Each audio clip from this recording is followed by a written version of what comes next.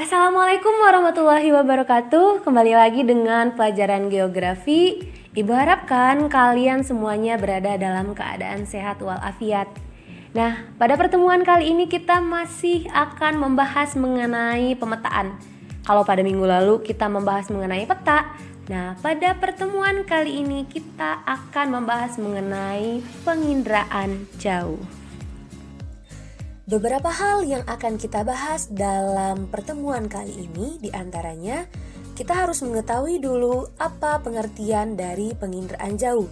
Kemudian komponen apa saja yang terdapat pada penginderaan jauh. Selanjutnya jenis-jenis citra dan bagaimana menginterpretasinya serta manfaat dari penginderaan jauh. Sebelum melihat lebih jauh mengenai definisi penginderaan jauh, kita pahami dulu makna dari kata penginderaan. Sebenarnya penginderaan merupakan aktivitas yang kita lakukan sehari-hari. Contohnya indera penglihatan atau mata kita. Melalui mata kita bisa menangkap informasi dari objek yang kita lihat. Misalnya, kita bisa mendapat informasi bahwa seorang laki-laki ini memiliki ciri-ciri dengan rambut yang pendek, menggunakan jaket abu-abu, dan lain-lain. Nah, tanpa bersentuhan langsung dengan objek tersebut, kita bisa mendapatkan informasi tersebut. Hal ini sama konsepnya dengan penginderaan jauh, di mana penginderaan jauh merupakan ilmu, teknik, serta seni untuk mendapatkan informasi tentang wilayah atau gejala di permukaan bumi dengan cara menganalisis data tanpa harus berhubungan langsung dengan objek yang dikaji. Penginderaan jauh merupakan suatu sistem yang melibatkan banyak komponen yang saling terkait. Adapun komponen dari penginderaan jauh tersebut adalah: pertama, energi, atmosfer, objek, sensor, wahana, perolehan data, dan penggunaan data. Komponen pertama, energi. Agar dapat direkam dengan baik oleh sensor, penginderaan jauh melibatkan energi untuk mendapatkan gambaran permukaan bumi. Nah, energi yang umum digunakan dalam penginderaan jauh itu ada dua. Pertama, energi gelombang elektromagnetik yang alamiah yang berasal dari matahari. Kemudian yang kedua, energi gelombang elektromagnetik buatan yang digunakan untuk memancarkan gelombang cahaya dengan panjang gelombang tertentu. Nah, sistem ini disebut dengan sistem aktif. Sedangkan dengan menggunakan sinar matahari disebut dengan sistem pasif. Contoh dari sistem aktif ini adalah sistem kerja radar. Nah, untuk mendapatkan gambaran area yang luas, umumnya sensor diletakkan pada jarak yang jauh dari permukaan bumi.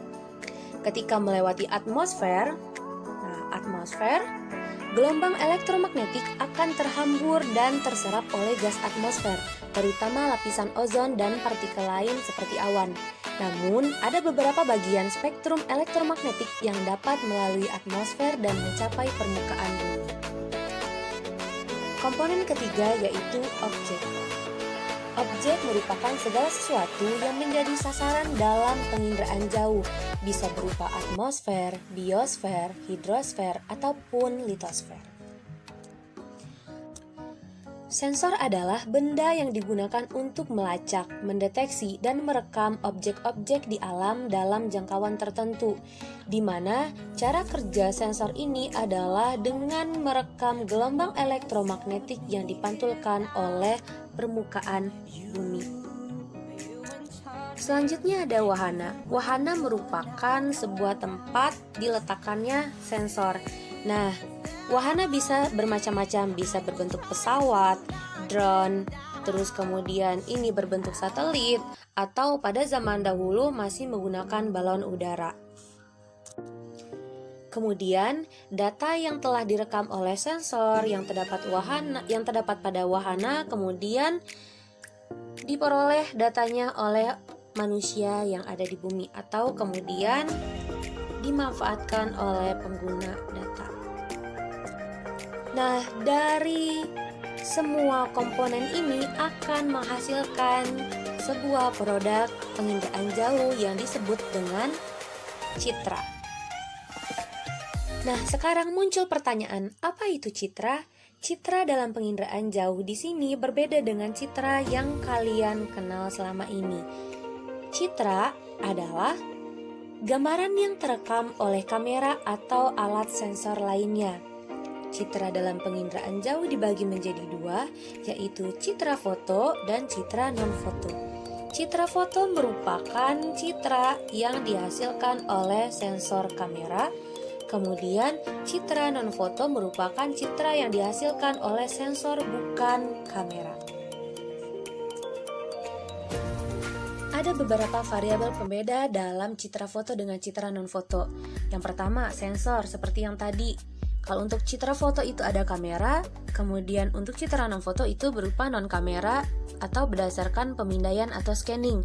Kemudian ada detektor, untuk citra foto itu berupa film, kemudian citra non-foto berupa pita magnetik dan lain-lain. Kemudian ada proses perekaman, citra foto, proses perekamannya berupa fotografi atau kimiawi, citra non-foto berupa elektronik. Kemudian mekanisme perekaman, citra foto itu serentak, citra non-foto itu berupa parsial.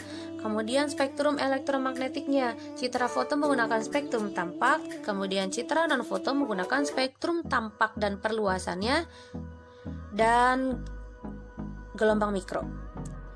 Selanjutnya, bagaimana jenis-jenis dari citra ini semua? Pertama kita akan membahas mengenai citra foto terlebih dahulu. Nah, berdasarkan spektrum elektromagnetiknya ada beberapa jenis. Yang pertama ada foto ultraviolet, di mana foto ultraviolet ini sangat cocok untuk mendeteksi tumpahan minyak di laut. Kemudian ada foto ortokromatik. Foto ortokromatik ini cocok untuk studi wilayah pantai karena filmnya peka terhadap objek di bawah permukaan air hingga ke kedalaman kurang lebih 20 meter. Selanjutnya ada foto pankromatik.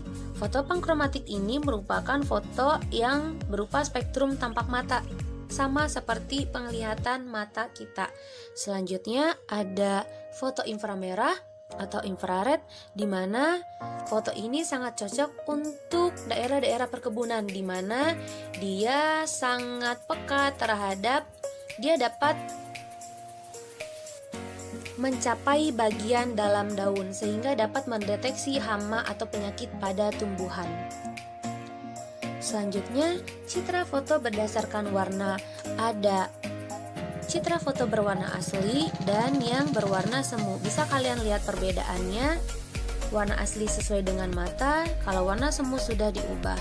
Selanjutnya, citra foto berdasarkan sumbu kamera. Ada citra foto tegak, kemudian ada citra foto condong, dan terakhir ada citra foto sangat condong. Selanjutnya, citra foto berdasarkan wahana. Wahananya apa? Nah, pertama ada foto udara, berarti bisa menggunakan pesawat, drone, dan lain-lain. Selanjutnya ada foto satelit, berarti dia menggunakan satelit.